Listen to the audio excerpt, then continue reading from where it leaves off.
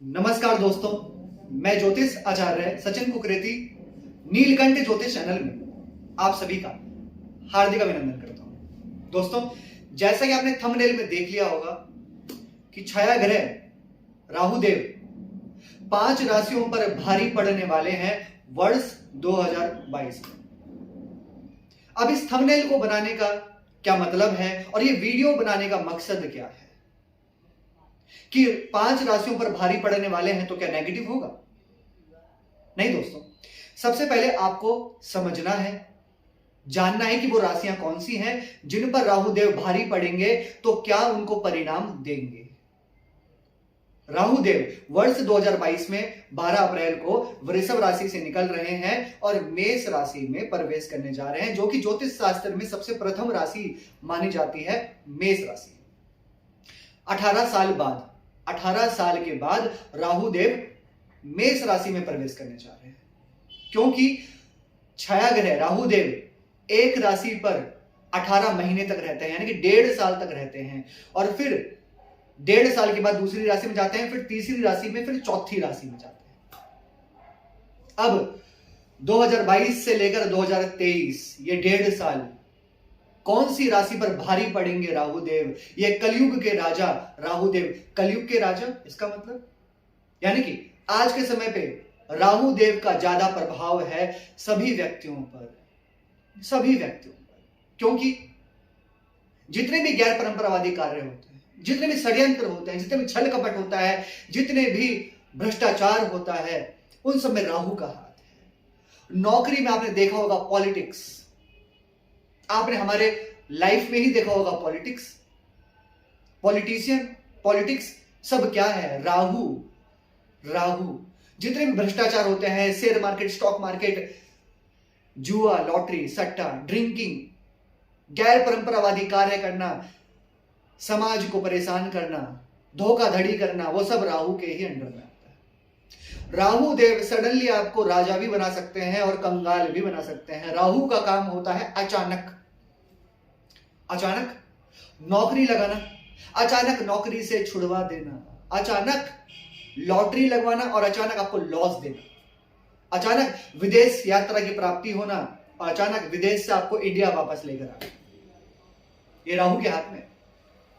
चलिए करते हैं शुरुआत कि 5 राशि कौन सी है जिन पर राहु देव भारी पड़ेंगे। नेगेटिव नहीं होना है, समझना है और उसका अचूक उपाय आपको करना है। सबसे पहली राशि है मेष राशि। वो क्यों? 18 साल बाद राहु देव आपके राशि पर गोचर करेंगे दोस्तों, चंद्रमा के ऊपर राहु, और दोनों अति शत्रु।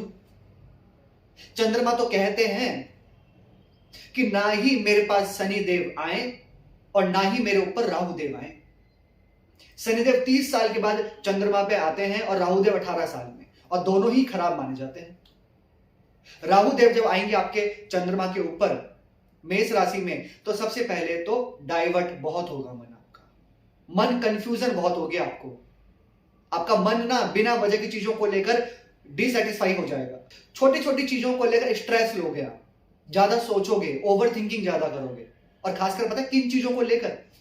अपने लव लाइफ को लेकर, अपनी मैरिड लाइफ को लेकर, अपने फैमिली वालों को लेकर, यानी कि कुल मिलाकर रिलेशन को लेकर चिंतित देखे जाएंगे मेष राशि वाले। लेकिन हर चीज का उपाय भी होता है दोस्तों, वो बताऊंगा आपको लास्ट में। तो ये आपको ध्यान रखना है। फायदा भी कुछ देंगे राहु देव आपको। यहाँ पे फायदा ये देंगे कि आपके अंदर आत्मविश्वास, कॉन्फिडेंस, साहस, पराक्रम ये अच्छा हो जाएगा। चालाकी बहुत अच्छी देखी जाएगी, लेकिन कभी कभी वो परेशानी कर सकती है। दूसरी राशि है सिंह राशि। सिंह राशि में राहु देव आपके भाग्य स्थान में गोचर करेंगे, 9th हाउस में। और राहु देव आपके ऊपर भारी इसलिए पड़ेंगे क्योंकि 18 साल बाद आपके भाग्य स्थान में गोचर करेंगे। और जब भी राहु देव भाग्य स्थान में गोचर करते हैं तो भाग्य में अड़चने, रुकावटें करते हैं।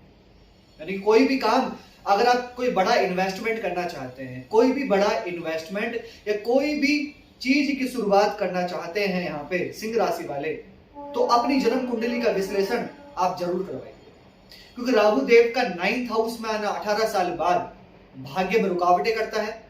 कहीं ना कहीं आपके कार्य क्षेत्र में भी आपको परेशानी वो डालता है, और पिता के साथ में, फादर के साथ में रिलेशन में भी तनाव उत्पन्न करता है। तो वहां पर आपको ध्यान देना होगा। क्या उपाय करने हैं बताऊंगा लास्ट में। इसी के साथ साथ अगर आप कोई उच्च शिक्षा ले रहे हैं, पढ़ाई कर रहे हैं, तो वहां पर भी आपको थोड़ा बहुत माइंड डाइवर्ट देखा जा सकता है। तीसरी राशि है कन्या राशि। कन्या राशि में राहु देव भारी पड़ने वाले हैं अब वर्ष 2022 में, क्योंकि 8th हाउस में राहु देव आ रहे हैं 18 साल बाद। 8th हाउस में जब भी राहु देव आते हैं तो स्वास्थ्य संबंधित परेशानी डाल सकते हैं आप, या बिना वजह की चीजों को लेकर सोचना।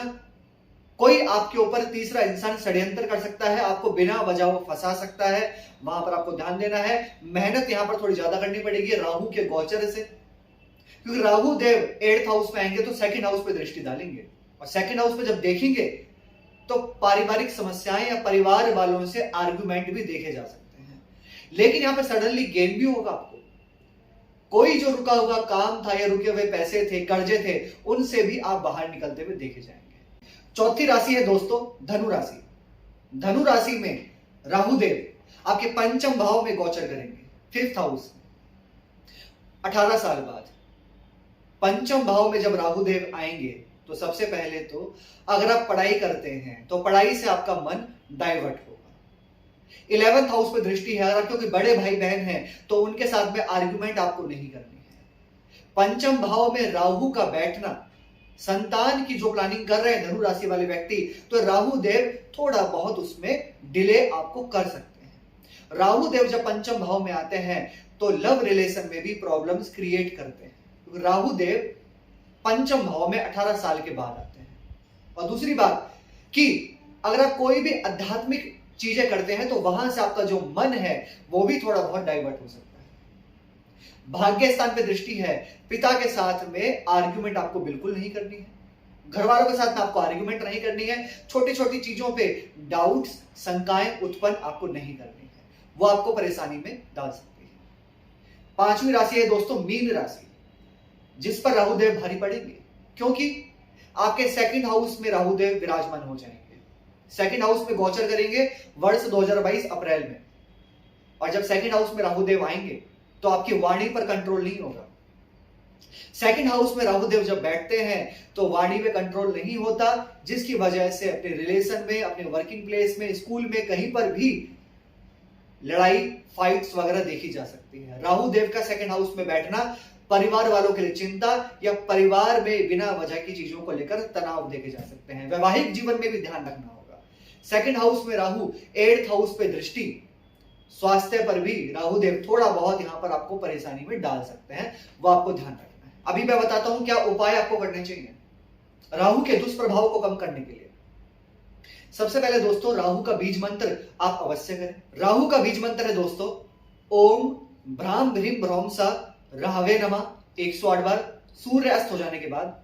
और दूसरा, रोजाना आपको पक्षियों के लिए अपनी छत में, अपने कहीं पर भी पक्षियों के लिए बाजरा, वाटर, पानी आप अवश्य रखें, जिससे कि राहु के दुष्प्रभाव खत्म हो। और तीसरा, महादेव की पूजा आप अवश्य करें। कैसी लगी आपको वीडियो? लाइक कीजिएगा, शेयर कीजिएगा, बने रहिएगा हमारे साथ में। धन्यवाद।